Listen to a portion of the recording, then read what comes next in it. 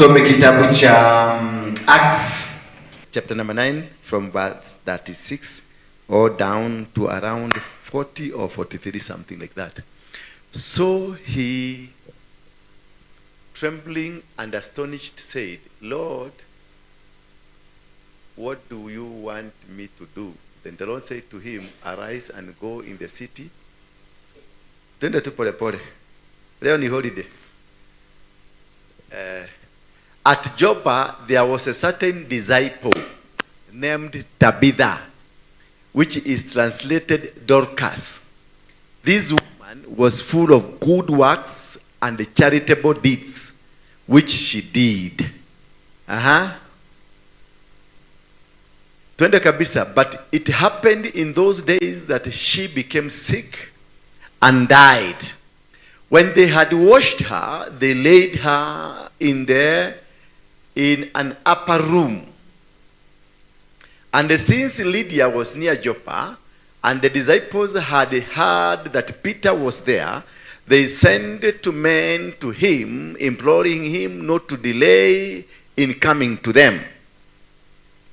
Then Peter arose and went with them, and when he had come, they brought him to the upper room, and all the windows stood by him weeping, showing the tunics and the garments which Dorcas has made while she was with them.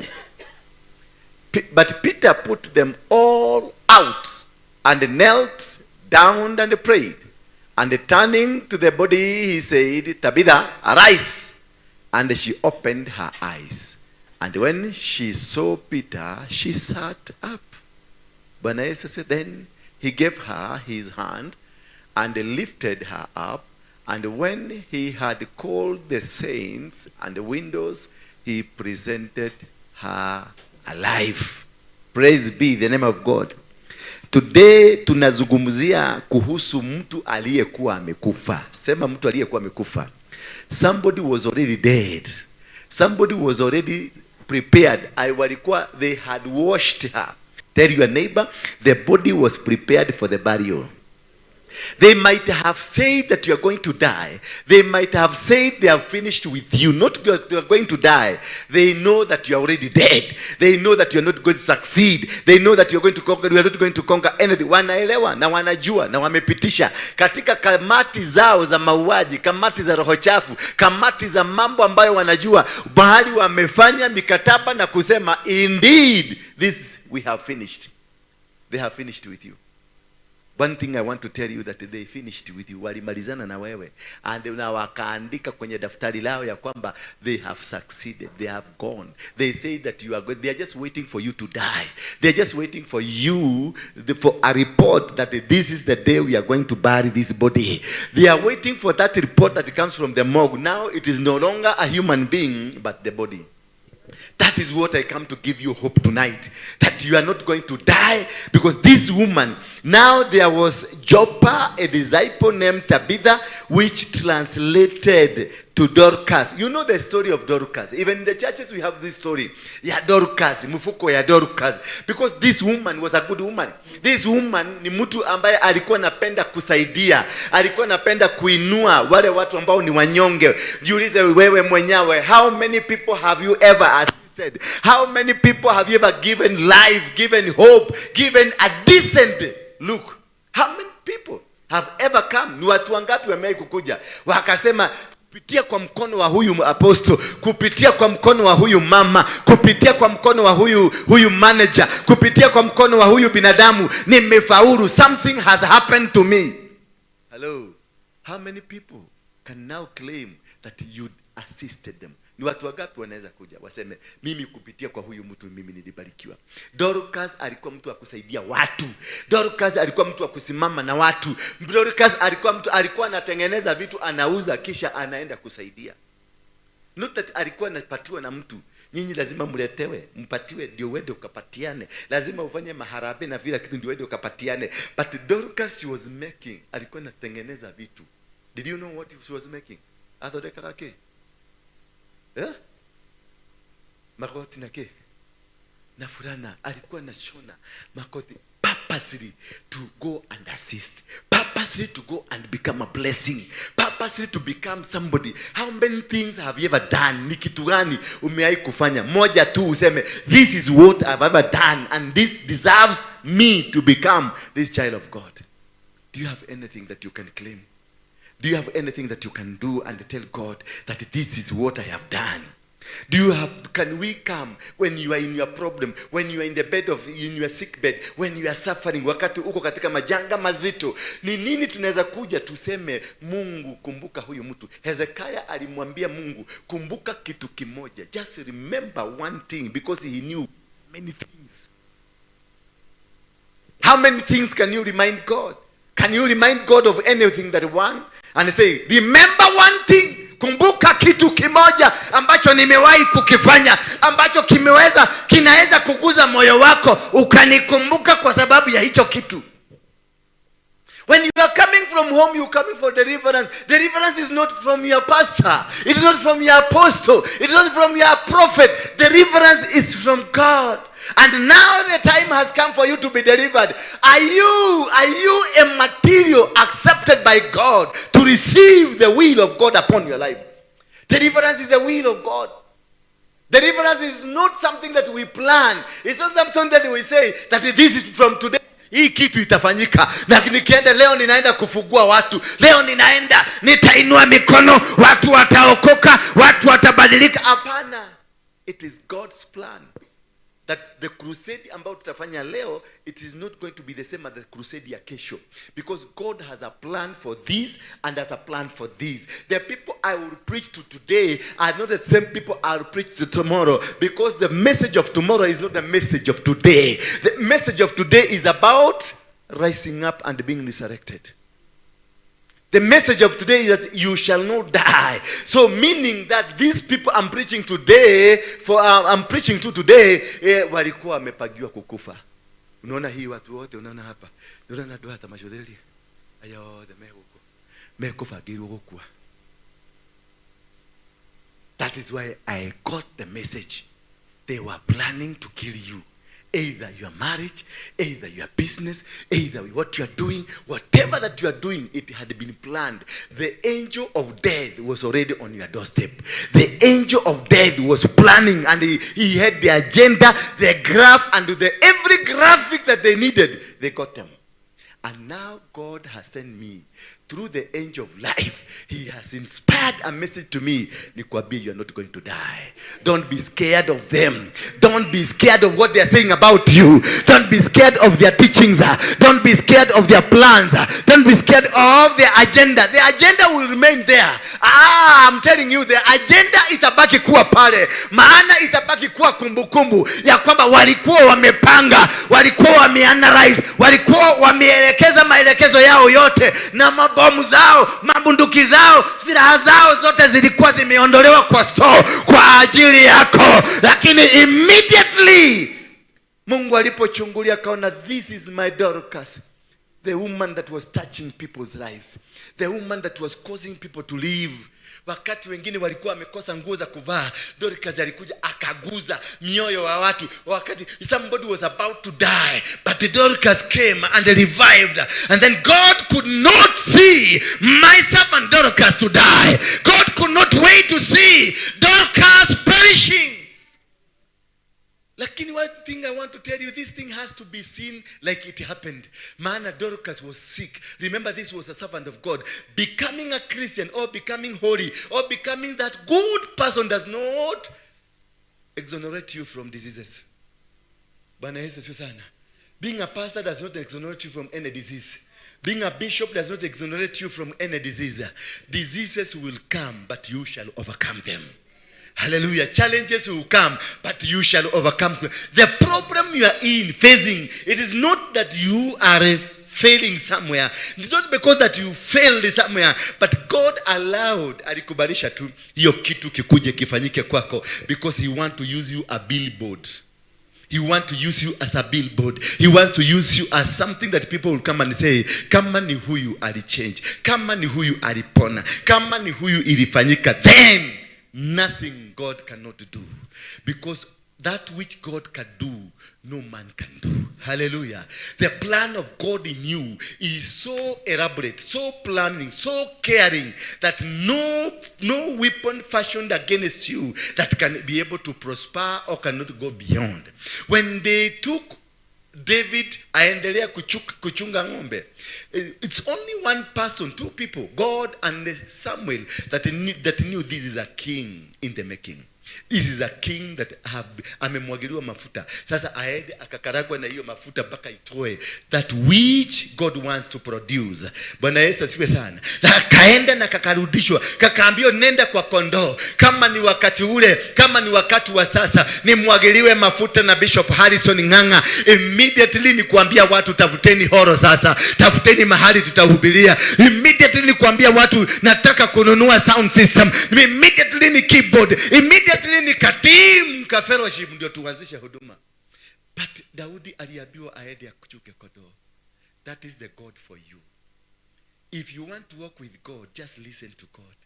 Don't just rush because umemwagiliwa mafuta leo. Kila mtu, hakuna mtu atarara. Utakuwa ni kama ile maji ilikuwa huko maji inasubua watu usiku. Nataka nikwambie one thing that you have to understand. When God has said it, it's going to happen. Don't be hurry. Don't rush it. Don't push it. Because when God said it's going to happen to you, he knew, he has the plan. He says, I got good plan, not to destroy you, but to make you become better. You have got good plan, not to destroy you, but to lift you up. I have got good plan, not to bring you down, but to lift you up. But how and the formula is going to do that? It is not your reasoning. It is not in you. It is not you to do it, him to do it. He has the formula. He has the agenda for you. He has the plan for you. So wacha mahangaiko. Mahangaiko na mahangaiko za kila siku.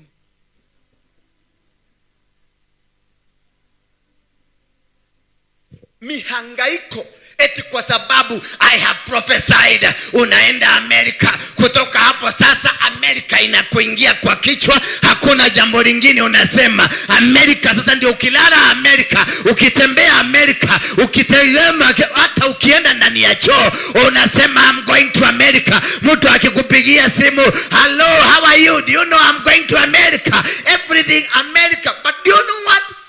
Utaenda Amerika ukiwa na 75 years na uko na 30. Ama not even you going to America, your children will represent you. That is how God operates. I can prophesy. Watoto wako, yani utakuwa, you are a billionaire. You are a rich woman. You are a powerful woman. But one thing you need to understand. Go and ask God, is it me or my generation? Hallelujah. Because there are people who are going to live poor, but they are millionaires. Who will bring the money? The children. So what I'm trying to tell you here, it is the process. Me, I will prophesy to you, but the process of God must work. It is you to activate. Uses of materials for deliverance, it is biblical. Maji ni biblical. Handkerchief ni biblical. Mafuta ni biblical. But how you use it, it is demonic. Bwana Yesu asifiwe sana. It is not supposed to be permanent. Elisha, watu walikuwa watu 50. Wakaambia Elisha ya kwamba tuende tukatafute Elijah, maana amepotelea humu tu. Elisha alikuwa anajua Elijah ameenda, lakini wazee wale walikuwa na wao wakamwambia Elisha, wacha tutafute huyu mzee. Naye Elisha akamwambia wachaneni na yeye. Naye wakamwambia wacha tutafute huyu mzee. Mpaka Elisha akaona yado akameko guatarini tadiramenya kila kila na mbele. Then Elisha akamwambia basi endeni mkamtafute. Kube God was planning another what? Another discovery. As they were walking, as they were walking in the bushes looking for Elijah. Walikuwa namtafuta, wakaenda, they bumped in on somebody, on a well of water. Wakaambiwa hii maji, the ardhi hapa ni mzuri sana. The soil is good. Everything is good. But what we don't have good is the water here. Hello. Wakapata maji ni poisonous, inaua watu, inaleta mapoozi, inaleta mambo mabaya. Therefore wakarudi kwa Elisha wakawachana na Elijah, wakapatiwa ufunuo mpya, wakaenda kwa Elisha, wakakuja hapo Elisha wakamwambia maji shamba ni mzuri, the ardhi ni good kabisa, good, lakini maji yake yanalete mapoozi. Kuna watu ambao mko hapa, mkazi yako ni nzuri, biashara yako ni nzuri, yourself as a body, you have body ambayo ni nzuri, productive, mind yako ni mzuri, kila kitu ukifanya, when you lay your hand, kila kitu kinafanya, but there is something in you ambayo inaleta mapoozi. Bwana Yesu asifiwe sana. Na ndio nakutanga, you can look at yourself, una shida, unajishangaa ni kwa nini people are doing well. This is my colleague, tulienda naye shule, hata nilikuwa namfundisha hesabu, sasa hizi anaendesha Mercedes, mimi niko bado kwa matatu. What is happening? No, kuna mapoozi ndani yako, kuna kitu ndani yako ambacho kinazusha, kinalete kifo, ambacho kifo hicho ndicho kinaua ndoto zako. Maji yale yalikuwa masafi, maji yale yalikuwa masafi kabisa, lakini yanaponyunyuziwa mimea, yanapokunywa yanaleta maafa. Bwana Yesu asifiwe sana. Maafa yale ndio Mungu alisababisha wale watu 50 waende wakatafuta Elijah, lakini wakatokelezewa kwenye kizima kilichokuwa na maafa. Walipofika pale wakapata kile kisima, wakasikia historia yake. Waliposikia historia yake wakarudi kwa mtumishi wa Mungu Elisha.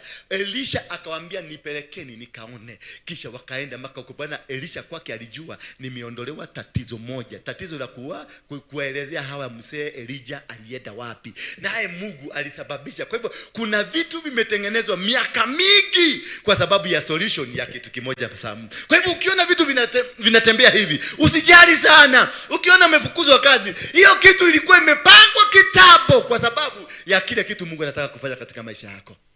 Bwana Yesu asifiwe sana. Kizima kile kuwa na mapoozi kilikuwa kimetengenezwa kwa sababu Mungu alijua atabeba Elijah na maswali itakuwa mingi. Na hiyo maswali ikikuwa mingi, mtumishi wangu atashindwa kujibu, maana mtumishi wangu peke yake ndiye aliona mzee akienda. Sasa utaelezea aje watu mzee ameenda? Na ako wapi? Mwili iko wapi? Yes, thank you. Mzee ameenda. Give us the body. Ndio tukafanya postmortem. Hallelujah. Katika hiyo hali Elisha na wale watu wakarudi, wakatembea, wakaenda mpaka kwenye kisima. Alipofika kwenye kisima akapata kweli kisima kiko na mapoozi. Aliwaambia nini? Leteni bakuli mpya. Hello. Aliwaambia nipatie bakuli mpya na mnipe chumvi. Waliposikia bakuli mpya walienda, ulisikia walienda kwa supermarket. Did they go to the supermarket? Hawakwenda kwenye supermarket, walirudi kwenye nyumba zao. Sema nyumba zao. Wakaenda wakachomoa bakuli mpya. Kisha akawaambia nipatieni chumvi. Walirudi kwenye nyumba zao. Hakuna mtu alitumwa supermarket ya Quickmart, hakuna mtu alitumwa akibiria kitu, hapana. Walienda kwa nyumba, wakalete bakuli, ilikuwa nyumbani. Wakalete chumvi, ilikuwa nyumbani. Kisha ile chumvi ya mtu anaitwa Elisha akachukua chumvi ile akairusha ndani ya maji. Na kutoka saa hiyo maji yakapona. Hallelujah.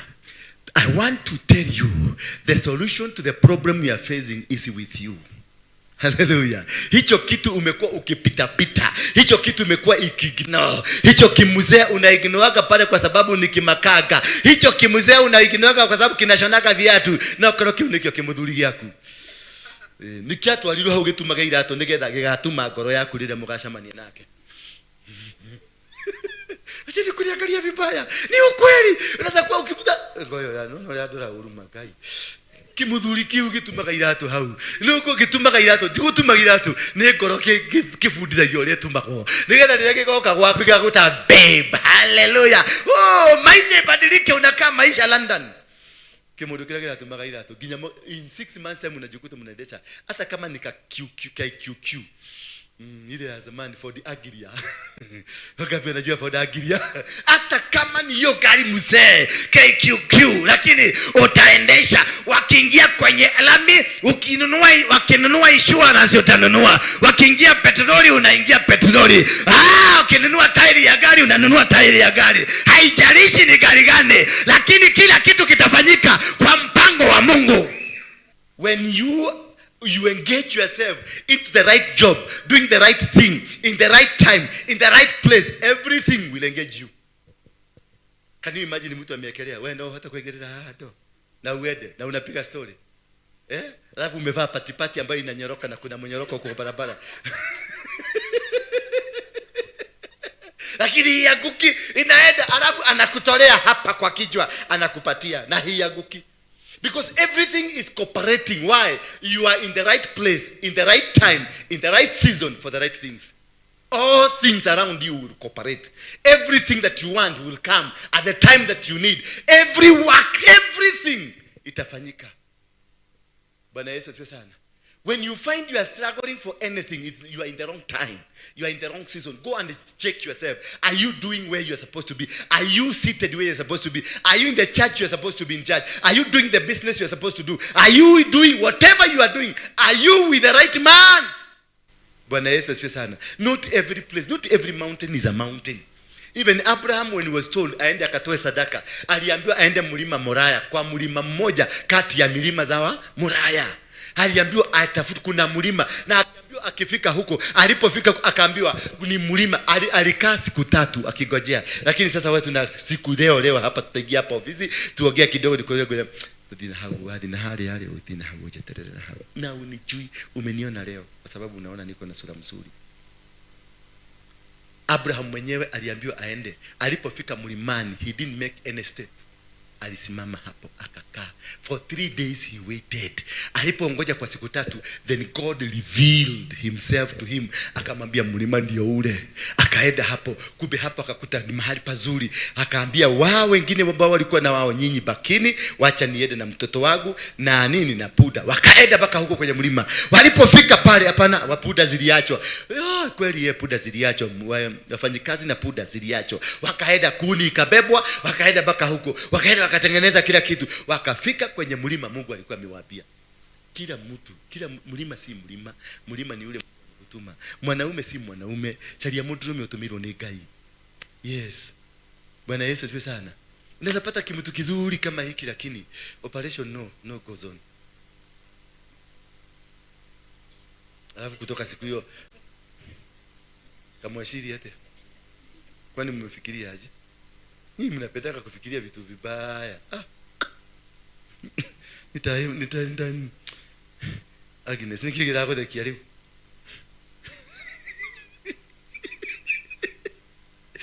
Hakuna kitu kibaya kama ukihubiria watu akili yao inakuwa mbovu kila wakati.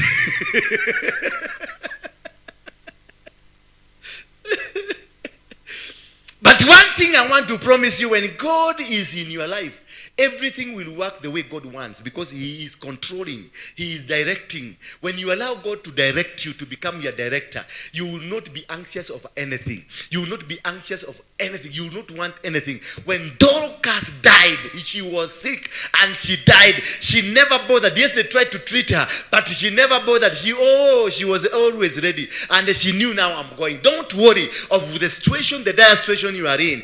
Be in that dire situation. God is sending somebody to come and lift you up. Bwana Yesu asifiwe sana. Na mnasemanga imani mzuri. Najua wale watu wako abroad wanasemanga hamsemagi imani mzuri. Semanga imani mzuri. Hata mimi nikihubiri nasikia ninahubiria watu. Leo ni Labor Day. Ni siku ya kuleta mavuno hapa. Do you know Labor Day, that's a day that mnafaa kuleta mavuno? Nigo mwagino nikole hema tega. In America, that's a time you take mategas to church. In Europe, that's what they do. Labor Day si kwenda kusikiliza tuoli. Hapana, that's a day to come back to church and give thanksgiving. That's a day that is specifically supposed to be connected with God 100%. Because that is a day unaenda kutoa sadaka for the next of the year. Mwaigwa kumwa mothe ikuwe ni mtugo, ikuwe ni tabia na mwenendo. Labor Day si ya tuoli, Labor Day ni ya madhabahu. Ndio unabeba vitu, ndio unabeba mahindi yako, ndio unabeba pesa zako, unasilete kwenye madhabahu, unasitoa kama dhabihu ya kukutetea jasho yako. Hallelujah. God has a way of doing things. God has a way of planning your life. God has a way of lifting you up. God has a way of, imagine, tulipoenda kule Sade, mvua ikaanza kunyesha. Si mlikuwa huko wakati tulikuwa huko Sade? Wewe ulikuwa ukuja, wewe haukukuja, hata wewe ukukuja. Ulijifanya busy. Hata sisi wewe ukukuja. hata kukuja, hata wewe ukukuja, hilo yote na mko front line na mko kuja, ati ni masoja yangu. Kwa hivyo nikitokea kashida, hello, God has a way of revealing himself through you to other people. So whatever the situation you are in, that kind of a problem you are facing, it is not a problem to God.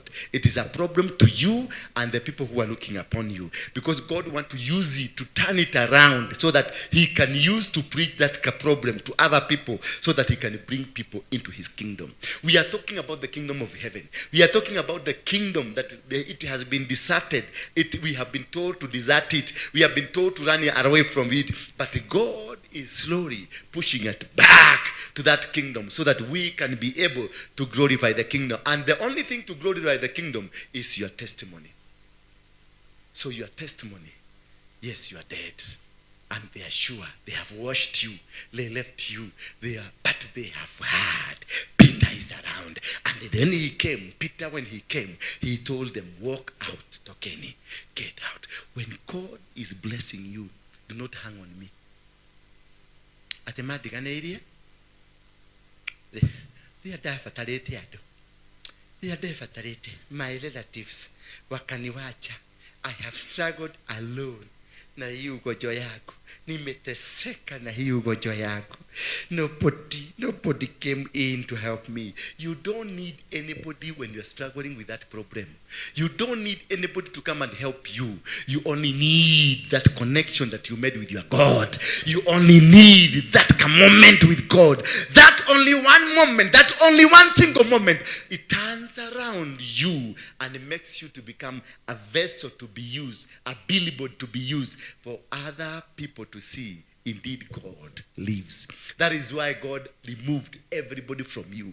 That is why God removes every friend that you had. That is why God removed that wife from you. That is why God removed that husband from you. That is why you are sacked in your company. Maana your company iko na kadi ya AAR. Watakubeba na ndege wakupeleke mpaka hospitali ya AAR. Utatritiwa na South African doctors. You will not have a testimony. Mpaka wakati utapelekwa mamaruse. Ukienda mamaruse kadaktari, the only remain doctor ni kamulevi kana kuangalia hivi. Kanatoa glasses kana kuangalia hivi.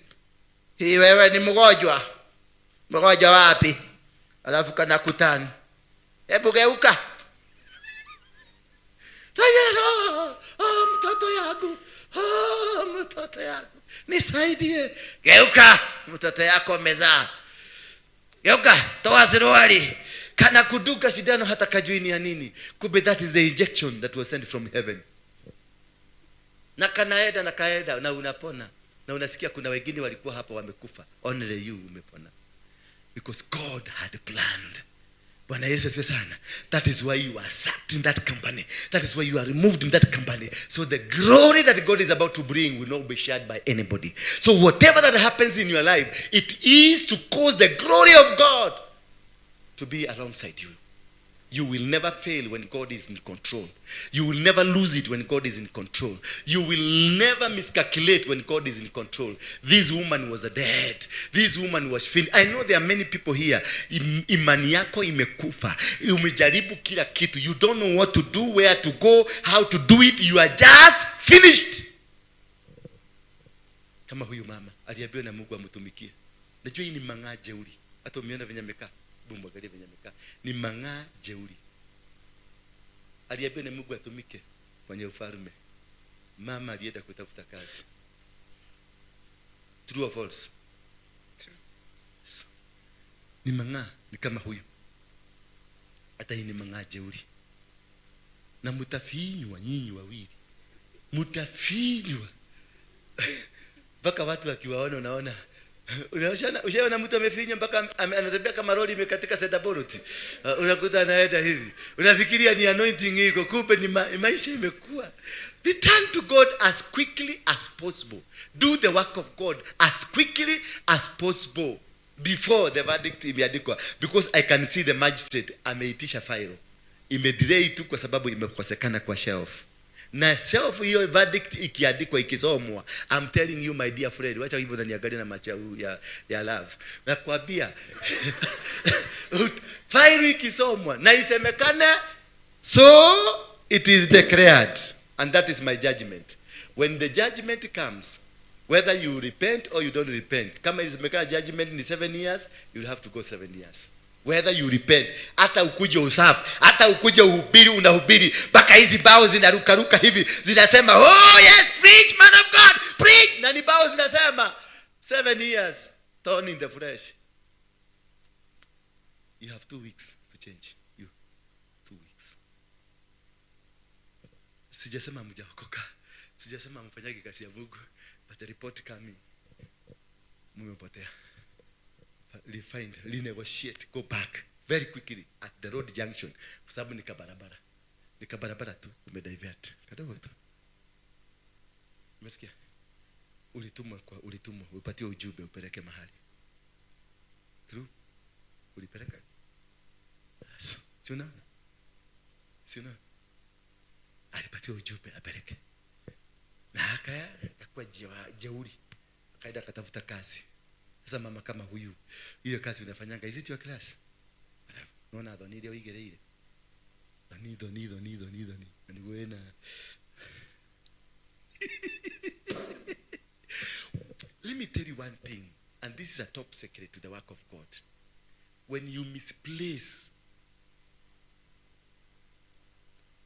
the agenda of God in your life, you misplace it, you remove that paper. The paper tray, unaiandika, badala uweke in, unaiweka out. You have lost it. You'll be in that office. In this church has got various departments. Okay? This church has got the various departments.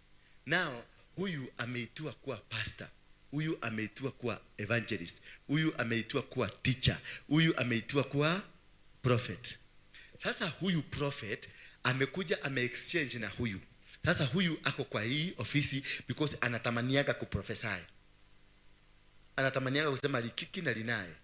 Na wewe unatamaniaga kufundisha kwa sababu you want to be a pastor, you want to pastor. Unataka kule, but you are supposed to move. Ukuje utupatie injili neno hapa, utuambie venye Mungu anasema, utoke hapa uende Mombasa, uende ukaseme. Lakini ulipofika hapa ukasema kule uko niko gai atora, na unakaa chini. Bwana asifiwe. Unaenda kwa ofisi. You will be in this church. The blessing based to the church, it will be coming. But the blessing based on your calling will never come to you. Did you get me?